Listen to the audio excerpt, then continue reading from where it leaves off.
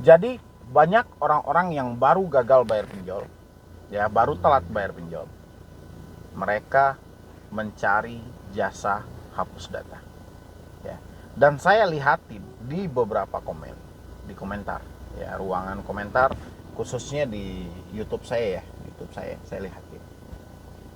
Ya hubungi aja saya sini, nanti kita bersihkan ilegal. Kalau memang anda ada rawatan legal, kita nanti bisa hancurkan ilegal. Itu yang pertama, ya yang mereka tawarkan. Habis itu kalau soal data-data ini segala macam itu tidak akan disebarkan lagi, ya nanti kita setting sedemikian rupa.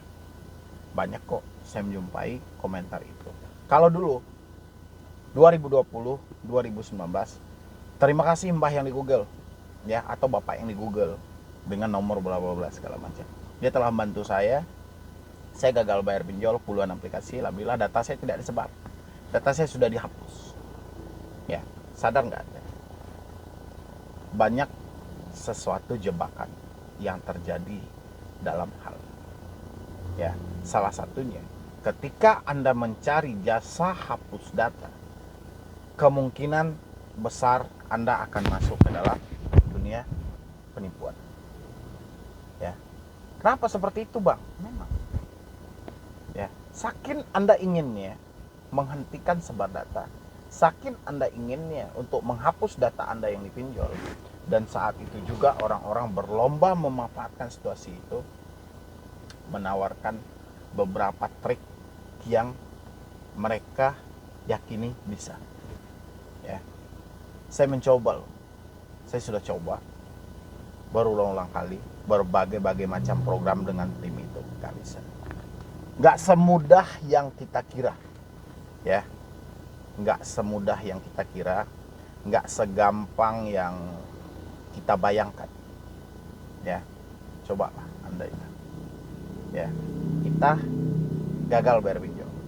Kalau kita sadari ketika kita gagal bayar pinjol ini, risiko yang terberatnya adalah kita disebarkan data. Dan hari ini anda mau bertolak belakang dengan risiko itu. Anda gagal bayar pinjol, data anda tidak disebar, anda tidak ditagih. Coba anda pertimbangkan kembali, ya tepat atau belum itu asumsi anda. Coba, disinilah saya melihat kesalahan orang-orang yang baru telat bayar pinjol, ya. Mereka buru-buru mencari jasa-jasa hapus data, ya atau cara-cara menghapus data, walaupun itu mustahil, ya mustahil bisa terjadi. Saya sering itu bahas, ya mustahil bisa terjadi, ya tapi orang-orang masih percaya dengan hal itu, ya. Sama juga saya melihat satu meme lucu juga tentang corona dan togel, ya. Corona setiap hari orang terpapar dengan virus corona, ya tidak ada yang percaya. Togel banyak yang kalah, setiap hari angkanya meleset, tapi banyak yang percaya. Begitu juga dengan orang yang baru telat bayar pinjol. Saya bilang ini, tutup aja aksesnya, ya cabut kartu anda, reset HP anda ke setelan pabrik, ya. Dengan begitu anda menyimpan nomor baru untuk kedepannya, tidak mungkin lagi mereka sadap, ya tidak akan bisa lagi mereka sadap. Banyak yang tidak mempercayai itu, ya coba anda praktekin, coba anda lakukan, ya dengan begitu anda akan tahu benar atau tidak hal itu. Cabut kartu anda, hapus akun WA anda, reset HP anda ke setelan pabrik, ya itu sudah menghentikan sadapan. Bukan berarti menghentikan sebar data, menghentikan sadapan ke smartphone kita, ya. Kalau kita masih menggunakan nomor yang sama meskipun HP telah di reset, mereka juga tetap akan menghubungi kita. Coba ganti dengan nomor baru. Salah nggak kita, bang? Salahnya dari mana, ya persis salahnya ini dari mana? Ketahui dulu dong, persis salah kita dari mana. Kecuali data kita tidak valid, data kita data palsu semuanya, habis itu nomor kita ganti, itu baru kita menghilang jejak dari hal itu. Tapi data kita valid, ya semua identitas yang kita berikan valid, dikeluarkan oleh pemerintah langsung, KTP, NPWP, semuanya. Nomor kita tidak kita aktifkan, alasannya pasti ada. Mungkin kita bosan diteror terus, kita tidak bisa beraktivitas, cuman gara-gara ngangkat telepon pinjol aja kerjaan kita tiap hari. Kan banyak, kita diteror, kita diancam, kita ditakut-takuti, juga banyak kok. Alasan-alasan itu banyak. Makanya kenali dulu, ya. Dan teman-teman itu, ini yang sering terjadi dan sering terjebak di dalam hal itu. Mereka mencari cara menghapus data, kebetulan dari orang-orang yang berniat beda ya di dalam itu, memanfaatkan itu, ya, momen-momen itu. Ya, nanti kita juga akan lihat itu poin-poin dari ruang komentar yang ada ketika saya update video ini, pasti banyak, ya. Bagaimana dengan abang, bang? Dulu abang kan juga seperti itu, pasti juga muncul ya pertanyaan itu ya. Dulu saya sampaikan kepada anda, saya membentuk satu tim itu tujuannya buat apa? Ya, mengurangi tingkat kepanikan anda. Paniknya itu dari mana? Ketika smartphone berbunyi, ketika WA berderu, ya. Dan saya coba mengalihkan itu, mengalihkan supaya apa? Supaya mental anda itu tidak terlalu drop, ya, bukan menghapus data. Dan makin kesini versi itu saya kurangi. Kenapa? Saya perhatikan terlalu banyak, ya, terlalu banyak. Dan itu pun bukan saya yang melakukannya, itu ada tim tugasnya. Dan saat ini itu terlalu banyak, makanya kami kurangi. Makanya nomor yang biasa ada di YouTube terkadang saya munculkan, terkadang tidak. Supaya apa? Mengurangi terlalu banyak gitu loh. Ya, itu tujuannya dulu itu. Supaya apa? Beban yang ada dalam diri Anda sedikit berkurang. Ya, berkurang karena apa? Karena ada yang merespon. Bayangin kalau saya ingin membuat konten hasil rekaman tim saya bersama Debt Collector, mungkin channel YouTube Solusi Utang bisa isinya semuanya rekaman Debt Collector, ya. Tapi saya nggak mau bikin konten hal itu. Rasa saya konten seperti itu buat apaan? Tapi sesekali oke, biar suasana tidak terlalu tegang, ya. Dan balik lagi ke hal tadi, teman-teman yang selalu berusaha mencari cara hapus data, kemungkinan besar Anda akan terjebak ke dalam dunia penipuan. Duit Anda sudah habis, permasalahan tidak ada. Hari ini bukan cara hapus data yang Anda cari, tapi kayak mana cara memperbaiki hidup Anda yang sudah hancur. Kalau soal data dipinjol itu tidak akan bisa Anda hapus, ya. Sebar data itu salah satu risiko ketika kita telat bayar pinjol ataupun gagal bayar pinjol. Salah satu risiko yang akan kita lalui, sebar data, telepon orang sekitar, itu risiko. Hari ini cara memperbaiki hidup Anda, cara memperbaiki mental Anda supaya tidak drop, tidak stres, itulah PR Anda hari ini. Harus Anda temukan hal itu, baru bisa Anda melangkah pelan-pelan ke depannya, ya. Jadi Anda perhatikan ini, saya pakai baju apa, Anda paham nggak itu? Artinya apa? Perlahan dan semakin tinggi. Anda harus pahami itu, ya. Jadi buat teman-teman semuanya, tolong dipikirkan ini lebih maksimal lagi. Jangan sampai Anda yang sudah terjebak lagi, Anda yang sudah jatuh lagi, ya. Mendingan perbaiki hidup Anda. Kalau dirasa teroran dari debt collector terlalu meresahkan ke smartphone Anda, tutup semua aksesnya. Anda tidak salah kok, data Anda masih valid. Debt collector kalau mereka berani, datangi dan kunjungi orangnya langsung, ya. Kenapa orang-orang mematikan telepon mereka? Karena mereka bosan dengan ancaman dan teroran Anda, ya. Mungkin dari saya cuma itu aja, terlebih dan terkurangnya saya mohon maaf. Buat teman-teman semuanya, jangan lupa disupport juga channel Medi Broni di YouTube yang satu lagi, dan juga follow Instagram saya @. Assalamualaikum warahmatullahi wabarakatuh. Selamat siang ya buat teman-teman semuanya, khususnya yang selalu menantikan video terbaru, updatean terbaru dari channel Solusi Utang. Oke, terima kasih ya buat teman-teman semuanya yang sudah mau mensupport, mendukung tentang channel Solusi Utang. Saya ucapkan ribuan terima kasih buat Anda semuanya, karena dukungan, supportan dari Anda yang menjadikan channel ini luar biasa banget ya. Alhamdulillah telah mencapai 100.000 subscriber, ya. Itu semua berkat dari supportan, dukungan, dan semangat dari Anda semuanya. Dan saya berharap mudah-mudahan kedepannya channel ini terus berkembang, ya. Oke. Jadi karena banyak ya dari teman-teman semua itu yang bertanya kepada saya, bang, Bagaimana sih Bang kalau kita gagal bayar? Ya, benar nggak ya kita akan diproses? Ya, benar nggak ya mereka akan datang ke rumah? Ya, dan ini adalah sumber-sumber dari ketakutan yang teman-teman rasakan. Ya, padahal di video saya sebelum-sebelumnya itu banyak gitu tentang gagal bayar, telat bayar. Itu kan banyak ya, resiko-resiko dari gagal bayar, apakah dia mau datang ke rumah atau tidak. Di situ kan sudah saya jelaskan sebenarnya.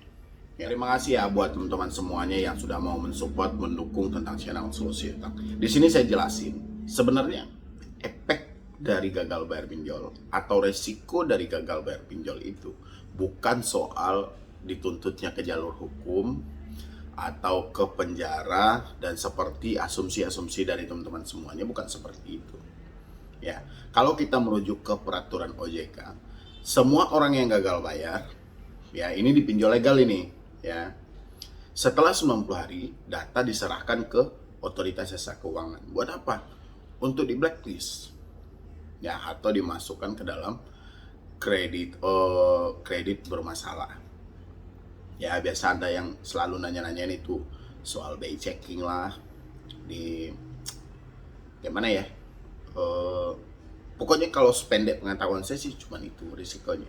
Bukan seperti yang Anda lihat, misalnya Anda akan kami tuntut ke pasal 1238, 12 sekian-sekian. Saya mendapat ada satu email itu ya, saya cariin ya emailnya itu. Dia katanya, benar gak ini ya, salah satu risiko dari gagal bayar pinjol katanya ya. Mana ya emailnya kemarin ya, saya lihat dulu. Ini kebetulan ini dari KTA Kilat ya. Saya coba munculkan di layar Anda. Selamat pagi, kami dari aplikasi KTA Kilat. Sesuai dengan peraturan pasal 1238 Kitab Undang-Undang Hukum Perdata, kami akan cek data semuanya di hari ini. Kalau Anda manipulasi data seperti alamat rumah, kantor, telepon, kantor, kontak emergensi juga tidak sesuai, kami akan proses hukum yang berlaku di perusahaan kami. Apalagi tidak ada kejelasan masalah hutang Anda, tolong lewat tanggal jatuh tempo, tolong dikonfirmasi kalau memang Anda tidak seperti ini dan melakukan tanggung jawab atas hutang Anda. Coba Anda lihat lagi ya.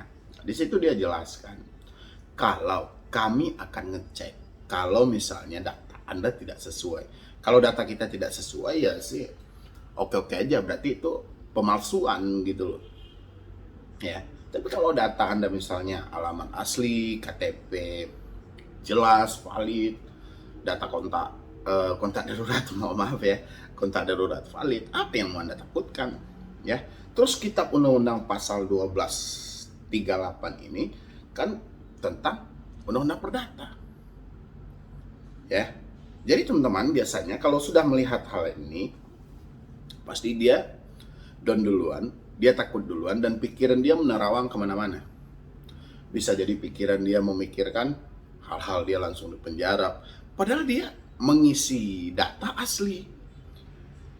Ya, terus apa yang mau ditakutin? Nggak ada. Data kita asli kok, data kita real kok, memang itu data Anda.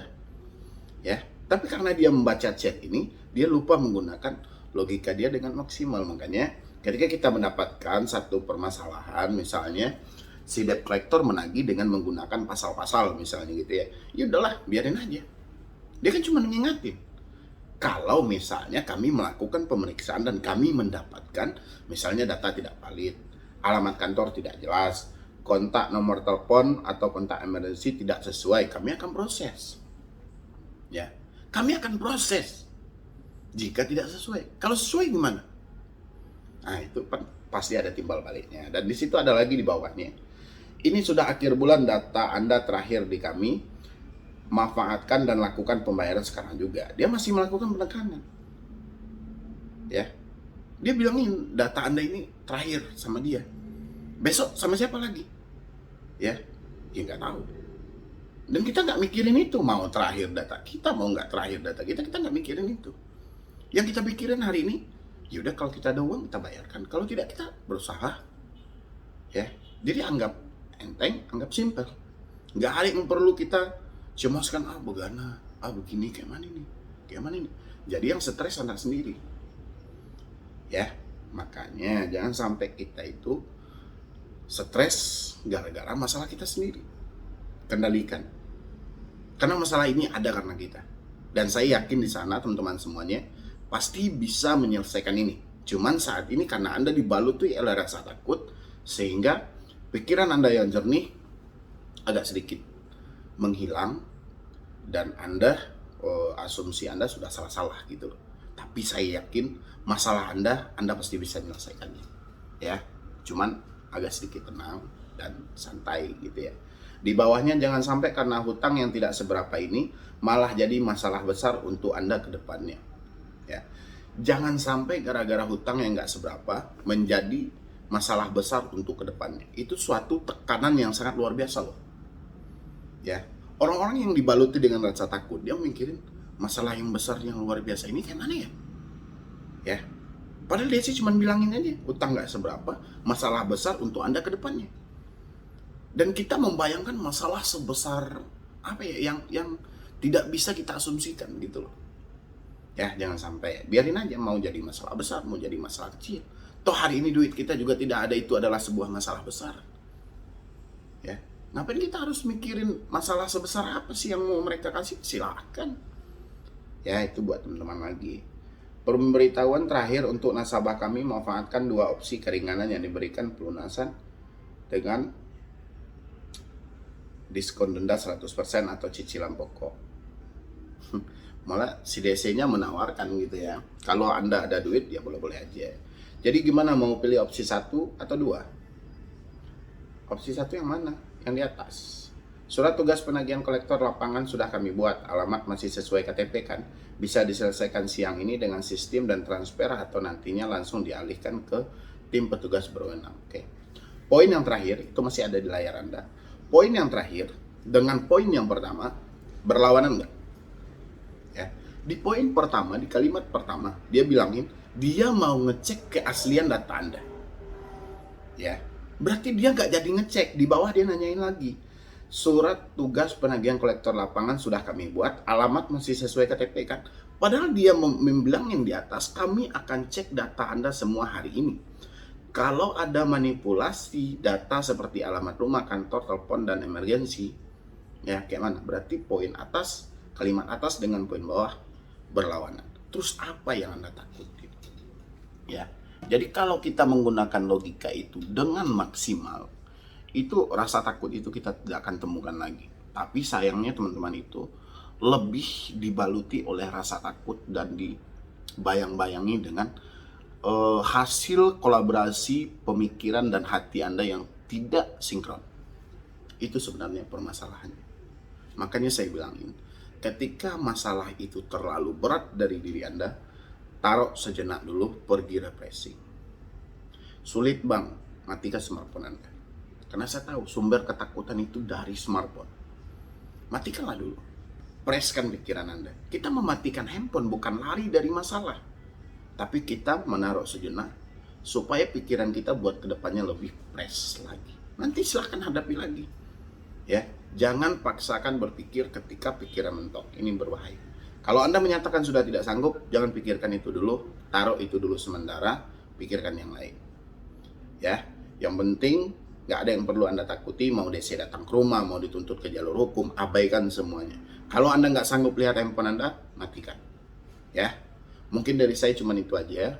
Terlebih dan terkurang saya mohon maaf. Buat teman-teman semuanya, jangan lupa juga di follow Instagram saya @medibroni, dan channel YouTube saya satu lagi, Medibroni. Ya, jadi sekian dulu dari saya, Medibroni. Wassalam. Assalamualaikum warahmatullahi wabarakatuh. Selamat siang ya, atau selamat sore ya buat teman-teman semuanya, khususnya yang selalu menantikan video terbaru, updatean terbaru dari channel. Terima kasih ya buat teman-teman semuanya yang selalu mensupport, mendukung tentang channel Solusi Hutang. Saya ucapkan Ribuan terima kasih karena dukungan dan supportan Anda. Channel ini terus berkembang dan terus berkembang lagi ya. Jadi saya ucapkan juga terima kasih banyak buat semuanya ya yang telah mensupport, dan alhamdulillah hari ini channel itu telah mencapai berapa tadi ya? 299.000 subscriber. Jadi berkat dari dukungan dan supportan Anda, insya Allah mengejar ke 300k ya. Mudah-mudahan gitu, dan seterusnya juga tetap berlanjut, bisa masuk ke semua sektor ataupun orang-orang yang mencari tentang informasi pinjaman online. Mudah-mudahan dia menemukan solusi utang ataupun channel-channel lainnya juga yang ada di YouTube, dan mudah-mudahan para korban intimidasi, korban yang diancam, yang diteror selalu oleh debt collector mudah-mudahan semakin berkurang ya. Karena saya perhatikan semakin banyaknya orang-orang yang mau dengan sukarela membagikan informasi melalui YouTube, baik itu dari segi pengalaman mereka, pengetahuan dia tentang pinjaman online, dia bagikan, semoga saja itu bisa bermanfaat buat orang banyak. Oke, jadi seperti judul video kita seperti ini, hari ini, mohon maaf ya, hari ini, jangan biarkan pinjol terus begini, ya. Ini buat OJK ini, karena kita perhatikan korban semakin banyak. Jadi kalau kita biarkan pinjol ini terus seperti ini akan buruk banget, citranya akan buruk banget ya. Dan kita mau bahas ini, mudah-mudahan OJK bisa mendengar dan teman-teman semuanya juga bisa share video ini sebanyak-banyaknya. Jangan ada lagi dari teman-teman semuanya yang berpikiran aneh-aneh mau mengakhiri hidup segala macam. Tolong dengarkan video ini baik-baik dan pahami juga. Sebelumnya silahkan.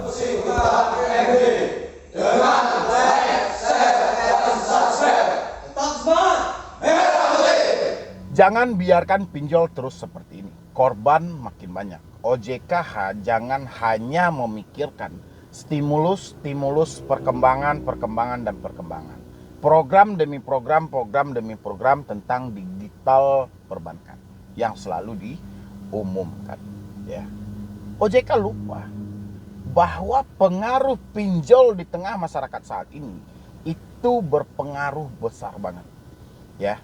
Selain fintech yang mencoba untuk merayu orang-orang dalam segi pembiayaan pembelian barang, pinjol pun juga berusaha mati-matian kayak mana bisa menjual beli uang mereka ya.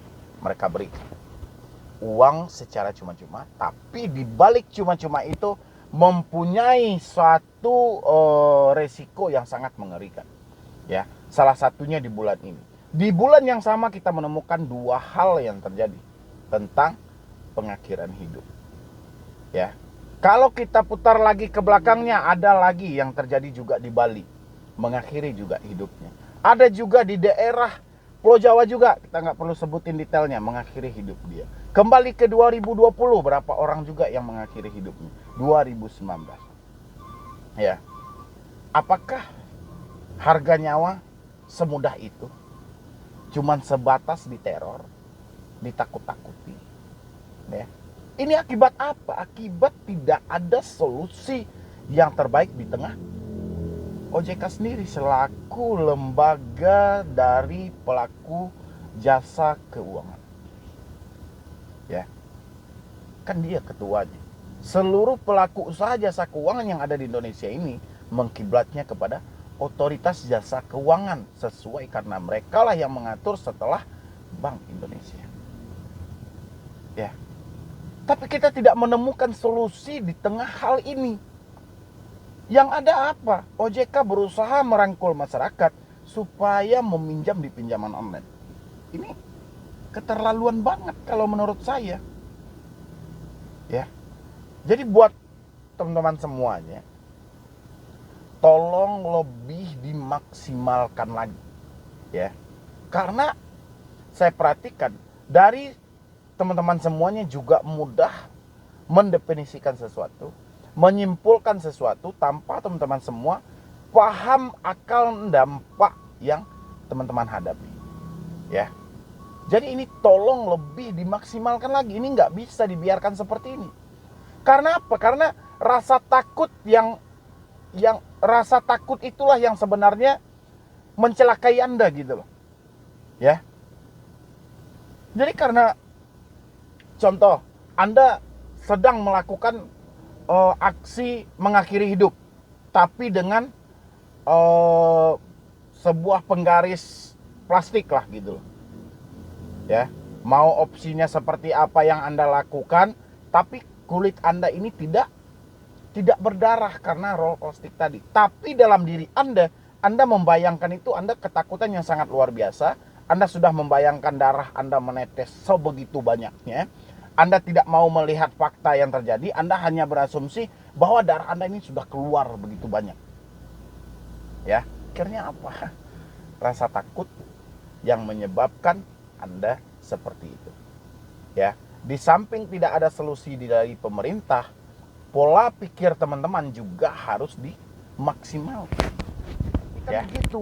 Banyak orang-orang yang contoh, bang saya gagal bayar, penjara nggak? Kapan debt collector datang ke rumah? Telat berapa lama sih debt collector akan mengunjungi kita? Ya, ini pertanyaan-pertanyaan yang sudah basi sebenarnya. Siapa yang bisa menjawab kapan debt collector datang ke rumah? Siapa yang bisa jawab? Hah? Nggak ada orang yang bisa jawab. Kalau ada orang yang tahu kapan debt collector datang ke rumah, patut dipertanyakan orang yang menjawab itu. Apakah Anda profesinya sebagai debt collector? Atau Anda pemilik dari sebuah perusahaan itu? Nggak bisa. Hanya menerka-nerka berdasarkan dari pengalaman yang ada. Ya. Ketika terkaan itu pas, oke, teman-teman puas. Ketika terkaan itu tidak pas, bagaimana? Menjadikan pro dan kontra. Ya. Kenapa? Karena pertanyaan Anda yang sulit. Ya. Menjawabnya sulit. Kapan debt collector datang ke rumah? Siapa yang tahu? Telat berapa lama mereka mau datang ke rumah? Siapa yang tahu? Ya, dan itulah terus yang menjadi beban dari diri Anda sehingga meluap dan Anda mentok sendiri. Ya, jadi dari teman-teman semuanya, tolong dikondisikan pikiran dengan maksimal. Kalau sesuatu pertanyaan Anda itu tidak mampu Anda jawab dan Anda timbang dari logika Anda juga tidak akan mungkin orang lain bisa menjawab dari pertanyaan Anda itu, mendingan dilupakan. Hari ini permasalahan Anda cuma telat bayar, gagal bayar. Konsepnya cuma uang. Ya, tidak ada hubungannya terindikasi ketidakvalidan data, terindikasi pemalsuan data, terindikasi ini segala macam. Itu kan cuma bagian dari penagihan debt collector. Ya. Sementara kita memberikan data yang sangat valid, akurat, nggak ada data fiktif satupun. Apa yang Anda takutkan? Terus Anda membayangkan, saya diproses ke jalur hukum, saya diproses ke penjara. Salah banget logika Anda kalau seperti itu. Ya, makanya saya berani bilang, belum ada orang yang dipenjara gara-gara telat bayar pinjol. Ya, belum ada orang yang diperdata masuk ke dalam sidang perdata gara-gara tidak mampu bayar pinjol. Ya, apa yang mau Anda tanyakan lagi? Debt collector datang ke rumah, bang. Debt collector datang ke rumah akan pilih-pilih orang yang akan mereka kunjungi. Ya, kayak Anda yang mati ketakutan setiap saat, siap-siap Anda akan dikunjungi. Kalau Anda penuh dengan keberanian, siap dengan mental Anda, debt collector nggak akan datang. Ya, makanya sesuatu itu kembali ke diri Anda. Kalau Anda mengizinkan sesuatu itu masuk ke dalam diri Anda, mereka akan masuk. Kalau Anda tidak mengizinkannya, tidak akan masuk. Karena ini diri kita loh. Jangan sampai diri kita dikuasai oleh orang lain. Ya. Dan buat OJK juga seperti itu. Jangan selalu dibiarkan hal ini. Jangan hanya melihat di satu sisi. Ya. OJK membasmi dari pinjol ilegal, tapi OJK lupa untuk mengobati pinjol legal. Pinjol legal ini banyak yang sakit loh. Ya. Sakit itu apanya? Programnya, mekanismenya, cara mereka. Sakit. Ya. Kalau OJK tidak mampu untuk menemukan itu, silahkan teman-teman jawab. Kira-kira apa kalau OJK tidak mampu menemukan itu? Kalau saya nggak percaya OJK tidak menemukan itu. Ya, tapi entah apa yang terjadi di balik itu saya nggak tahu. Ya, dan kita berharapnya OJK di samping dia membasmi pinjol ilegal, juga membenahi pinjol legal. Karena banyak pinjol legal yang tidak layak diberi izin, tidak layak untuk mendaftarkan diri ke otoritas jasa keuangan. OJK harus mempunyai hal itu. Jangan hanya semata mereka mendaftar langsung diberi hukum dan perlindungan, dikeluarkan sertifikasi. Jangan hanya seperti itu. Tapi pikirkan bagaimana kesehatan, bagaimana riwayat pinjol ini sebelumnya. Bagaimana riwayat mereka untuk beberapa bulan ke depannya. OJK harus tahu itu. Ya. Jangan hanya pinjam di pinjol legal, pinjam di pinjol OJK. Justru masalah terjadi di pinjol legal dan pinjol OJK itu saat ini. Ya. Contoh yang mengakhiri hidup kemarin, pinjol apa namanya itu yang mereka tulis dalam surat wasiatnya? Ya, coba OJK berani nggak untuk mengoreksi hal itu? Tapi kalau hanya sebatas laporan, itu nggak akan menemukan. Tapi coba diselidiki dengan detail, tanpa pengetahuan dari pinjol, OJK pasti akan menemukan jawabannya. Ya, mungkin dari saya cuma itu aja. Mudah-mudahan pesan kita sampai kepada otoritas jasa keuangan dan tidak ada lagi orang-orang yang ditekan bahkan sampai harus kehilangan nyawa mereka gara-gara hutang online. Ya, mungkin dari saya cuma itu aja. Mohon maaf kalau ada salah penyampaian, kurang tepat dalam berbahasa. Saya mohon maaf banget. Dan buat teman-teman semuanya, silahkan disupport dan dukung channel Solusi Hutang ataupun yang selalu mendukung tentang channel Solusi Hutang gitu loh. Pokoknya saya ucapin terima kasih lah buat Anda semuanya, ataupun yang baru bergabung atau baru menemukan tentang channel Solusi Hutang sejak Anda gagal di pinjol, telat bayar di pinjol, ataupun hal-hal lain tentang pinjaman online, pasti Anda akan menemukan yang namanya channel Solusi Hutang. Karena saya pribadi selalu membahas tentang pinjol gitu ya. Saya tidak mau membahas konten lain, rasa saya bukan naungan saya gitu loh, tapi saya lebih ke soal hutang-hutangnya dan soal ke motivasinya. Dan hari ini seperti judul yang Anda lihat kan, itu banyak pinjol yang melakukan penipuan gitu ya. Dan ketika dikonfirmasi, mereka seakan berkilah. Salah satunya tentang double penagihan dan double pengiriman ya. Dan hari ini saya mau membahas itu, dan saya peruntukkan untuk otoritas jasa keuangan gitu loh, biar ini bisa dilebih seriuskan lagi. Tapi sebelumnya buat teman-teman semuanya, silahkan disupport dulu, silahkan didukung dulu supaya channel ini terus berkembang lagi dan terus berkembang. Terima kasih ya buat teman-teman semuanya yang sudah mau mensupport atau mendukung channel Solusi Hutang. Oke, banyak pinjol yang melakukan penipuan gitu loh ya. Jadi karena banyaknya selama ini orang-orang yang mereport atau mereka yang melaporkan tentang hal-hal mungkin yang sudah sering juga saya bahas ya, tentang double penagihan dan double pengiriman gitu loh. Dan ini banyak banget ketika kita sudah mengajukan ya di pinjol legal ataupun di pinjol terdaftar, tiba-tiba kita mendapatkan email ya, tiba-tiba kita mendapatkan email bahwa telah terjadi double pengiriman ya, dan kita diminta untuk membalikkan kembali uang dengan nominal yang telah kita pinjam ya. Dan biasanya orang-orang yang mendapatkan email seperti ini orang-orang yang baru mengajukan ya, baru mengajukan di pinjol legal ataupun di pinjol yang terdaftar.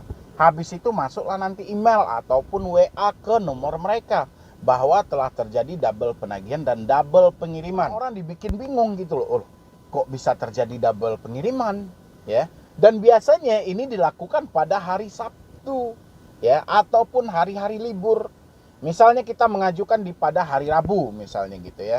Rabu, Kamis, Jumat, biasanya di hari Jumat sore kita mendapatkan email itu. Ya, yang saya perhatikan ini karena banyak yang email ke saya, biasanya mereka mendapatkan email itu hari ini, esok harinya libur. Ya. Dan kenapa saya mau logika gini? Kenapa email ini selalu dengan orang yang berbeda mendapatkan email seperti itu, tapi dengan suasana di belakangnya itu di hari libur ya. Baru saya menganalisa ketika terjadi adanya double pengiriman ya, ketika si penipu ini mengaku misalnya terjadi double pengiriman misalnya gitu ya, habis itu orang-orang tidak akan bisa ngecek karena hari itu hari libur. Kalau mereka pun ke ATM, apalagi mereka yang jarang menengok nominal saldo mereka juga bingung ya. Mereka tidak akan tahu dan mereka biasanya akan menunggu untuk hari Senin biasanya gitu ya, untuk hari itu. Dan sementara mulai dari hari Jumat itu, misalnya kita ambil contohnya ya, Mulai dari hari Jumat itu mereka sudah menghantam kita terus-terusan. Ayo kirimkan, balikkan, ini nomor Anda kan, ini nama Anda kan, ini segala macam. Pokoknya berbagai opsi dilontarkan oleh debt collector ini. Ya. Dan ini banyak orang yang tertipu dalam dunia ini.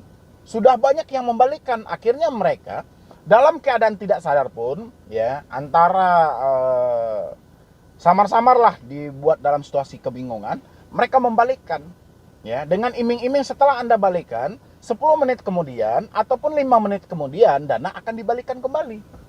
Ya, dan akhirnya dari situlah terjadi penipuan. Ya, dan sangat disayangkan banget ini terjadinya atas nama pinjol legal dan pinjol terdaftar. Ya, ini loh. Kita mengajukan di aplikasi pinjol yang legal, yang A misalnya gitu ya, atau yang B misalnya gitu. Habis itu selang beberapa jam atau selang beberapa hari lah misalnya gitu masuk email yang seperti tadi itu bahwa telah terjadi double pengiriman dan double penagihan.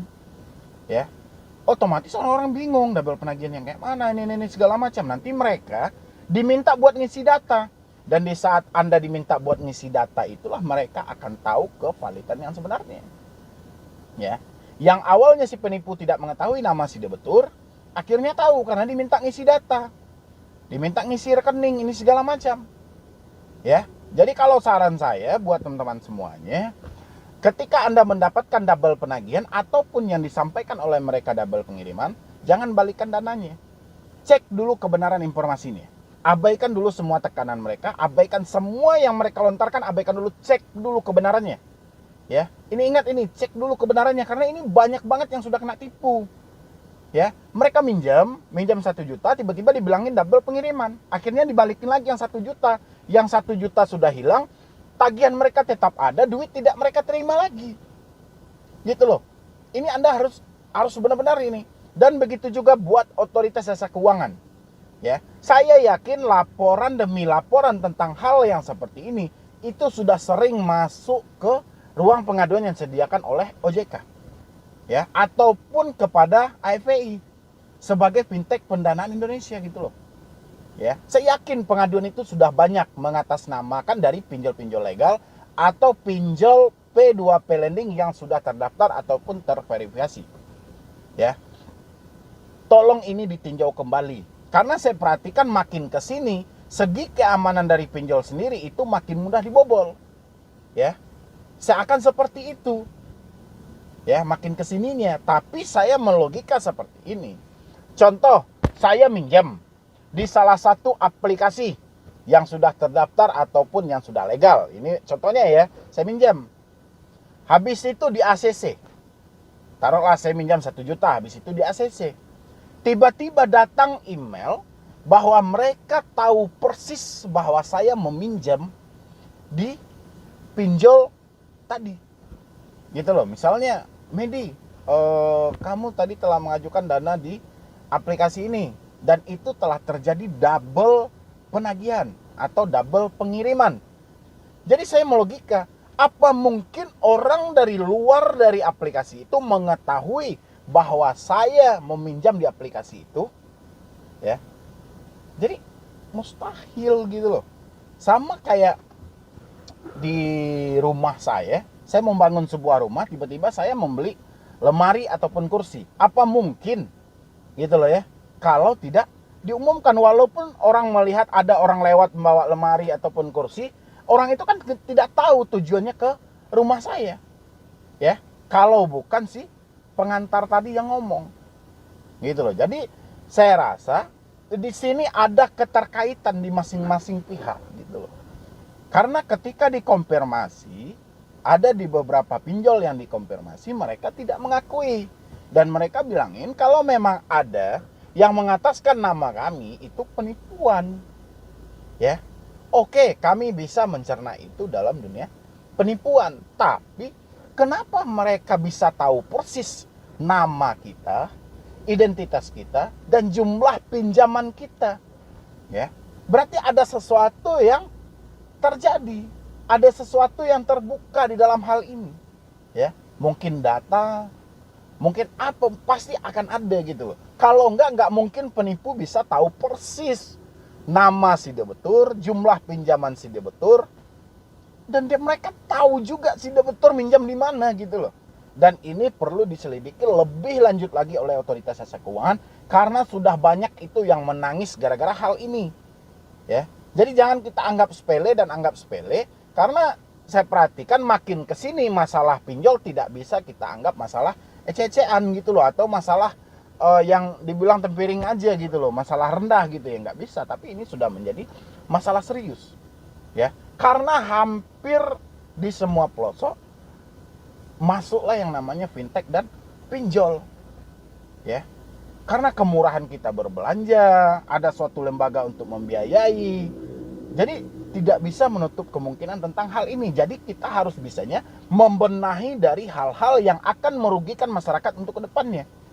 Ya, ini bisa dijadikan PR oleh otoritas jasa keuangan. Saya yakin itu pengaduan itu pasti banyak ke otoritas jasa keuangan tentang double penagihan dan double pengiriman dari aplikasi yang telah mereka sebutkan. Ya, kalau pihak aplikasi bersangkutan tidak mengakui bahwa hal itu terjadi, oke, berarti siapa yang membocorkan data ini? Ya, kenapa mereka bisa tahu nama si debetur, jumlah pinjaman, dan peminjamnya tanggal berapa, jam berapa, mereka tahu gitu loh. Berarti ada data ini saling dioper-oper gitu loh. Dan mudah-mudahan OJK bisa mencari siapa di balik ini. Karena ini sudah banyak orang yang dirugikan dengan hal-hal yang seperti ini. Ya. Dan mudah-mudahan dengan adanya video saya hari ini itu bisa sampai tembus ke OJK dan bisa menjadikan sebuah masukan dan untuk lebih meningkatkan lagi segi pelayanan, apalagi tentang pinjaman online, karena ini banyak banget. Belum lagi hal-hal segi-segi keamanan dari pinjol ini yang sangat lemah, yang mudah dibobol oleh orang-orang yang mempunyai kepentingan lain. Ya. Jadi mungkin dari saya cuman itu aja, terlebih dan terkurangnya saya mohon maaf.